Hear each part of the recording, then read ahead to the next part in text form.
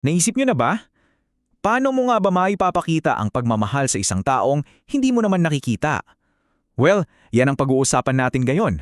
Susuriin natin ang isang simpleng kwento na, sa totoo lang, may napakalalim na tanong tungkol sa ating pananampalataya at sa ating mga gawa. So eto na nga yung tanong na nasa puso ng buong kwento natin. Mukha siyang simple, no? Pero kung iisipin mo, ito yung pinag-iisipan ng marami sa atin. Paano ba nagiging totoo? Paano ba nagiging nakikita yung isang bagay na parang hindi mo mahawakan, tulad ng faith? Tara, alamin natin yan sa pamamagitan ng kwento ni Lito. Okay, so una sa lahat, kilalanin muna natin yung bida natin, isang batang lalaki na ang pangalan ay Lito. At silipin natin yung mismong gabi kung saan nagsimula ang lahat. Imagine niyo to, isang tahimik na gabi, si Lito at ang nanay niya magkatabing nagbabasa. Normal na routine lang para sa kanila. Pero sa gabing ito, may isang aral na babago sa pananaw ni Lito.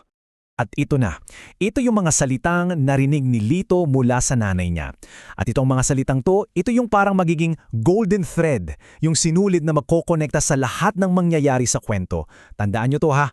So dito na pumasok yung kalituhan niya. Napaka-inosente ng tanong pero kung iisipin mo, sobrang logical, 'di ba? Paano mo papatunayan yung pagmamahal mo kung yung minamahal mo wala naman sa harapan mo? Yan yung naging palaisipan para kay Lito.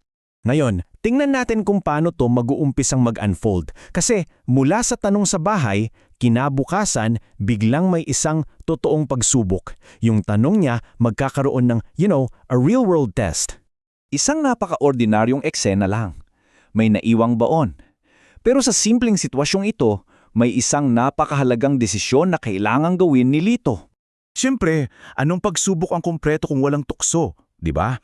Ayan na, narinig ni Lito ang bulong ng mga kaibigan niya. Isang mungkahi na diretsahang sumusubok sa lahat ng tinuro sa kanya. So ayan na, nasa harapan na ni Lito yung 200. Sa isang banda, yung gusto ng mga kaibigan niya, yung madaling paraan. Sa kabila naman, yung alam niyang tama. Ano kayang pipiliin niya? At dito natin makikita yung pinaka-importanting sandali.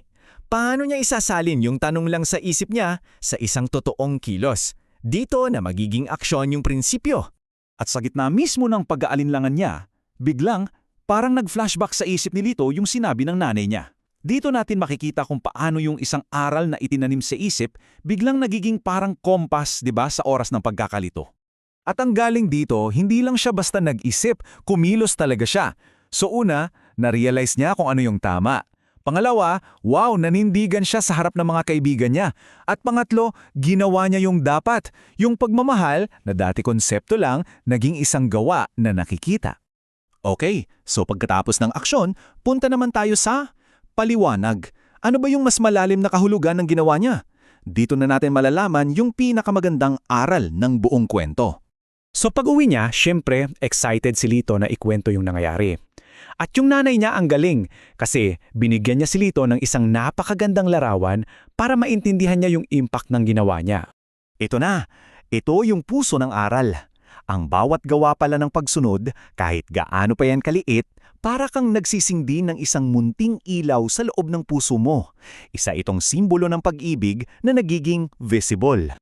At yung ilaw na to, sabi ng nanay niya, hindi lang para sa'yo. Hindi lang siya basta nakatago sa loob ng puso. Nagiging liwanag din pala siya na nakikita ng ibang tao. Isang patunay na yung isang maliit na desisyon na gawin ng tama, may epekto pala sa mga taong nasa paligid mo. So ano nga ba ngayon ang ibig sabihin ng lahat ng ito para sa atin, 'di ba? Paano natin magagamit ang kuwento ni Lito sa buhay natin?